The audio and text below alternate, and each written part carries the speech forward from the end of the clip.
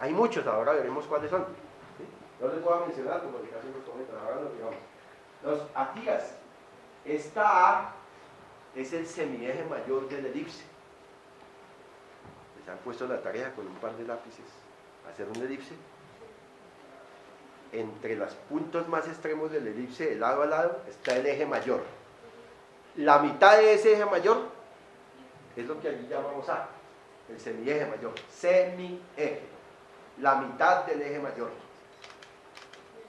O sea, la mitad de lo que hay de extremo a extremo en una elipse. ¿Sí? Entonces, debe ser menor que una unidad astronómica.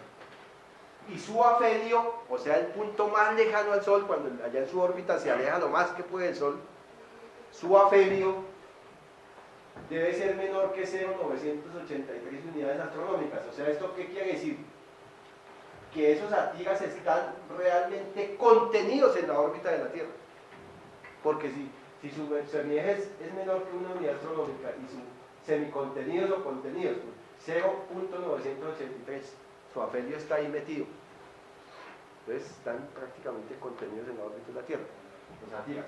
Los Atens cruzan, entonces son los que ya empiezan aquí en lo último empiezan a ser objetos un poco complicados para la Tierra, menores que una unidad astronómica y un poquito mayores que 0,983. O sea, andan merodeando en la órbita de la Tierra. Esos objetos, ¿sí? Andan por ahí, o sea, su trayectoria pasa por ahí sobre la órbita de la Tierra. Los Apolos tienen un semieje mayor que una unidad astronómica y un perihelio menor que 1.017. Ya empiezan a ser. Esos también son objetos que en algún momento, como ellos reciben empujones gravitacionales, ellos reciben perturbaciones. Al ser tan pequeños, la Tierra es un elemento perturbativo para ellos. Venus es un elemento perturbativo para ellos. Entonces les puede cambiar un poquito la órbita.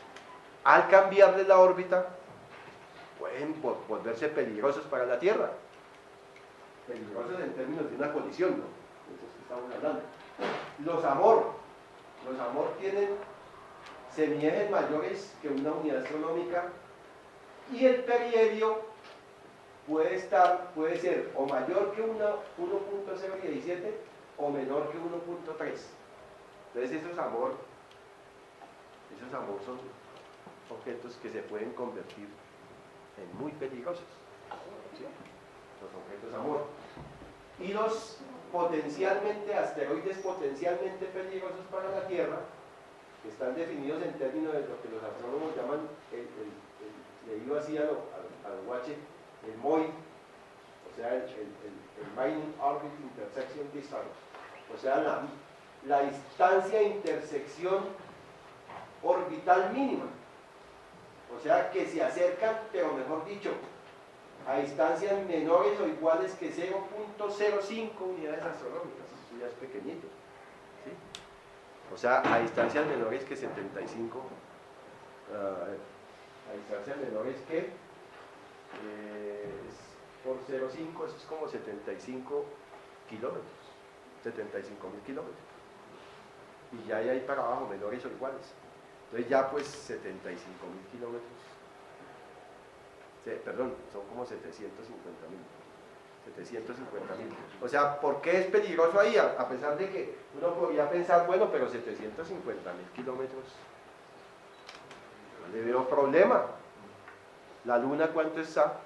A 384.000 kilómetros.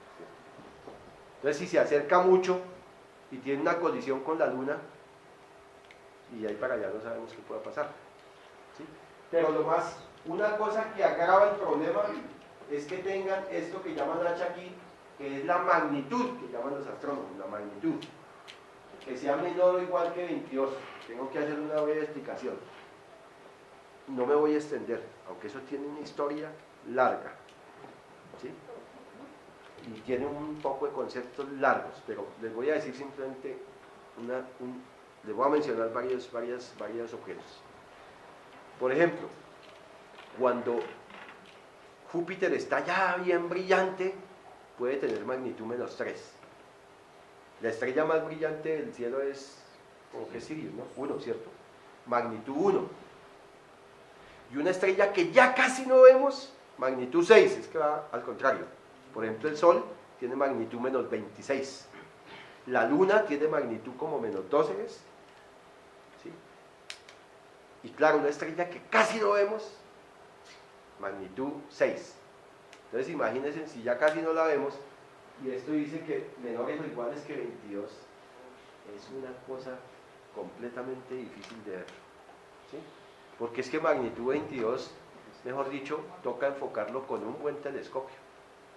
Ni siquiera con un telescopio esos de buen aficionado, esos de 25, 30 centímetros de diámetro, Smith Cassegrain, y con unos oculares, pues no puedo ver ese objeto, ¿sí? Es que si usted no se me ocurrió traer una imagen del Halley cuando tenía magnitud 22, iba por allá es el cometa más lejano que se ha podido observar más lejos, el y el Hale-Bopp, y de magnitud 22 es una cosa que uno dice, uy, pero estos manos ¿cómo identificaron al Halley ahí? Sí, o sea, en la imagen no es claro realmente, que magnitud 22 es algo casi que imposible de ver. O sea, te toca utilizar telescopios como el Hubble, como el Very Large Telescope, como el de viejos, pues sería algo así como el de la silla, o como el del KPNO allá en Arizona. O sea, magnitud 22 es un objeto, entonces claro, al tener esa magnitud, pues difícil observarlo, no se le puede hacer un seguimiento de su órbita. Entonces, y además de eso, pues que se acerca a la Tierra con eso. ¿Cómo sabemos que existen? Ah, bueno, ya veremos cómo han sido descubiertos, ya veremos cómo. Entonces ya vimos en términos generales cuál es la clasificación, ya que hay un resumen gráfico. La órbita de la Tierra, el azulito, el Sol, entonces están los objetos Amor, bien, ya les dije, contenía la órbita de la Tierra, ¿sí? Los Apolo, ¿sí? Es más bien como, o la Tierra está un poquito semicontenida, o él está un poquito semicontenido, y los Aten que están semicontenidos en la órbita de la Tierra. Es un resumen de lo que hemos hablado, de las características orbitales de cada uno de esos objetos, ¿cierto? Y están los últimos que nombré, porque son los que realmente se constituyen en peligrosos, se pueden convertir en un momento dado peligrosos. Y bueno, otro resumen orbital con un poco más de características, con el mismo resumen de características que nosotros mencionamos para todos los otros objetos. El resumen completo. Entonces ahora la pregunta es, ¿ha ocurrido esto en el pasado? Esa es una pregunta que se hicieron los astrónomos hace ya varias décadas.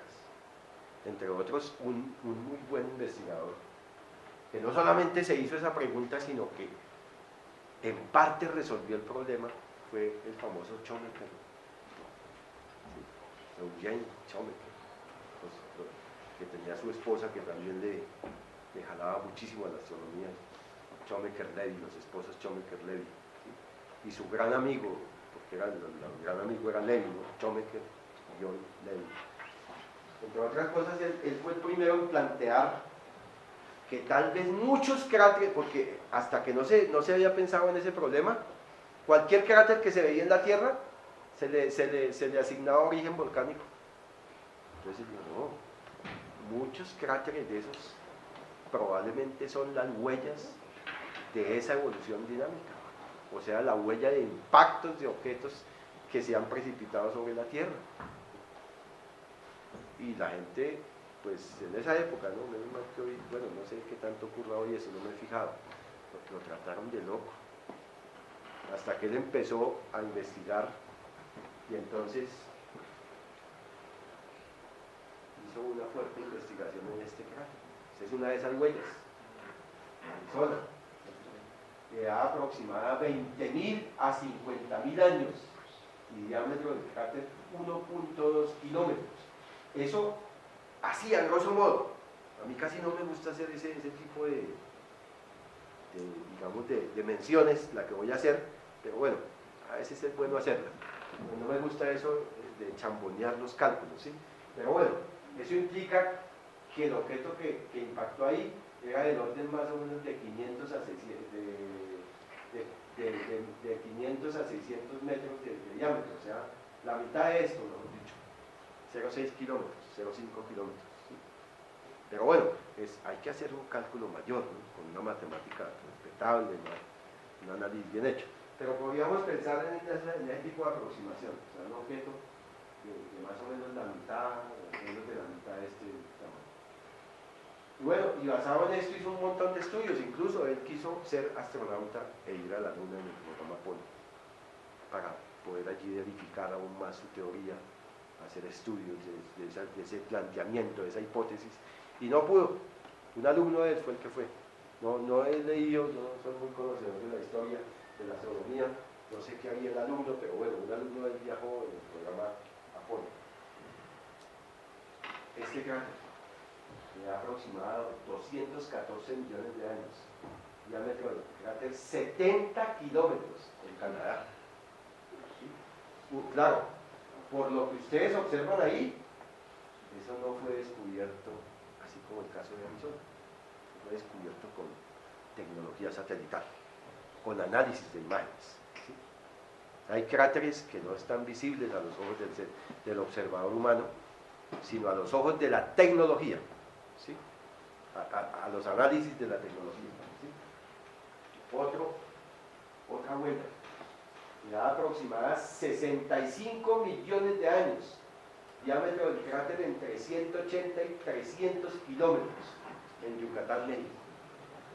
Y estos astronomitos me van a decir con qué está asociado ese objeto. ¿Cómo?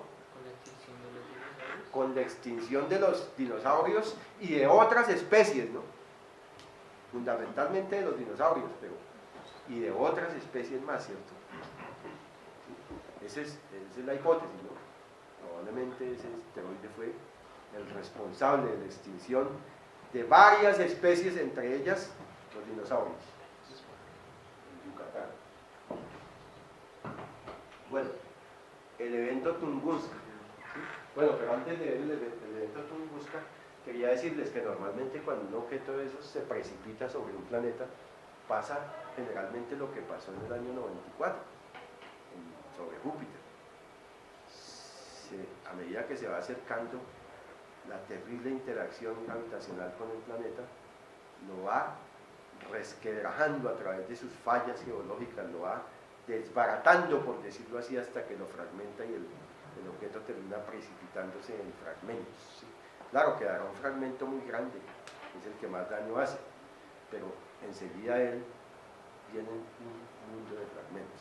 Además, cuando impacta, dependiendo del impacto, puede lanzar fragmentos que más tarde vuelven a precipitarse sobre el planeta. O sea, el impacto no es solamente un impacto así simple, pues es todo un evento que puede durar varios meses, ¿sí? En los cuales termina extinguiendo muchas especies, ¿sí? Acabando con muchas de las características del planeta. ¿Sí? El famoso meteoro del Chaco de Argentina, ¿sí? El famoso meteoro del Chaco de Argentina, reciente. Y bueno, veamos entonces el resultado en punto GIF, en un punto GIF desanimado de esas grafiquitas que se hicieron con ese código en C, pero que ahora se corre el código y se genera un punto GIF animado. ¿Sí? Entonces, esa es la, digamos, en bidimensional. Ustedes ven unos puntos azules por ahí que se mueven, son los cometas. ¿Sí? Veamos la zona media del sistema solar. La forma, tenemos que tener paciencia con este muchacho, que no es tan no es un procesador tanto buen desempeño, entonces se demora un poquito, tiene demasiados objetos, entonces hasta que no procese toda esa información, nos muestre, pero sin embargo podemos mirar algunas cosas para que ustedes, los cometas periódicos, ¿no? están en cuadraditos, ¿cierto? En cuadraditos. ¿Sí? Y además de eso, bueno, ahí vamos a ver que eso simplemente responde a un lapso temporal corto, ¿sí? Donde se ha simulado lo que pasa dinámicamente con ese conjunto de objetos de miembros menores del sistema planetario, ¿sí? En su evolución orbital. Será muy importante ver estas imágenes, aunque tengamos que tener paciencia con esta maquinita, porque después de esta vamos a ver una ya en zoom sobre la órbita terrestre.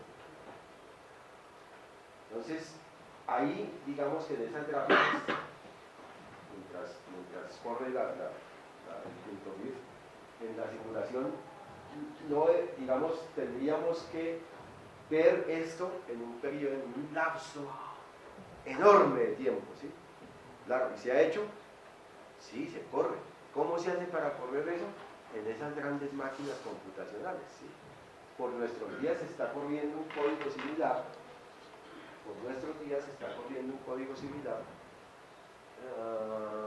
más o menos con unos 100.000 objetos, ¿sí? Para, a largo plazo, analizar la evolución dinámica de esos objetos menores. ¿Y qué se utiliza? Se utiliza un conglomerado de clústeres conectados tipo grid, se llaman, y entonces se corre eso y está demorándose la módica suma de 2 o 3 meses, porque si se corriera en una sola máquina, estaría tardando cerca de 400 años en correr el código. ¿Sí? Bueno, estas son las vecindades de la Tierra, ¿sí? Asediada completamente por esos pequeños objetos, por esos que ya se pueden transformar rápidamente en objetos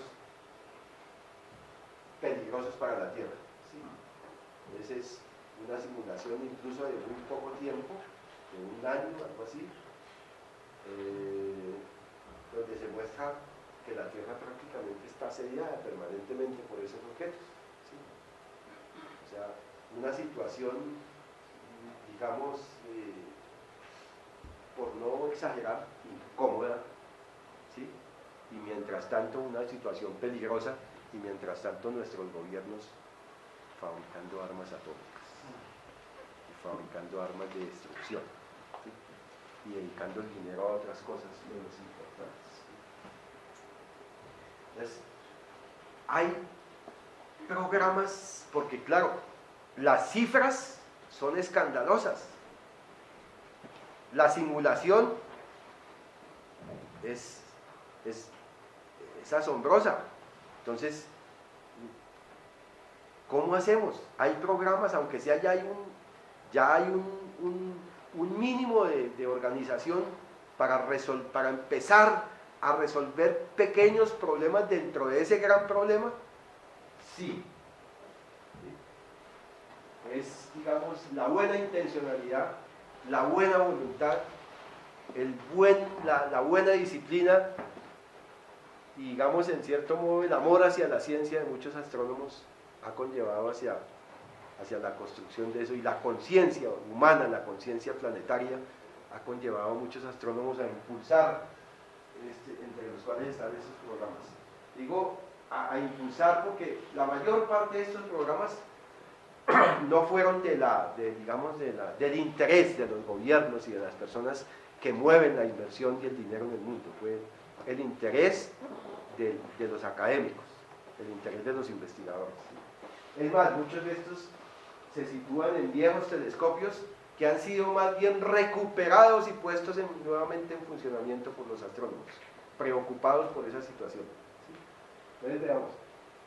Está entonces el LICON Near Ear Asteroid, que es el famoso LINER o linear, como le dicen a veces en América Latina, linear o LINER. Está en Socorro, New Mexico. El Catalina Sky Sunrise, que está en Tucson, Arizona. El Near Ear Asteroid Tracking, el NEAR. El Lowell, por ejemplo, este es un telescopio recuperado que ya está prácticamente para ser reducido a una chatarra, y lo recuperaron. El Lowell Observatory Near Ear Objective, el NEOS, pues, el NEOWISE, este sí es un orbital,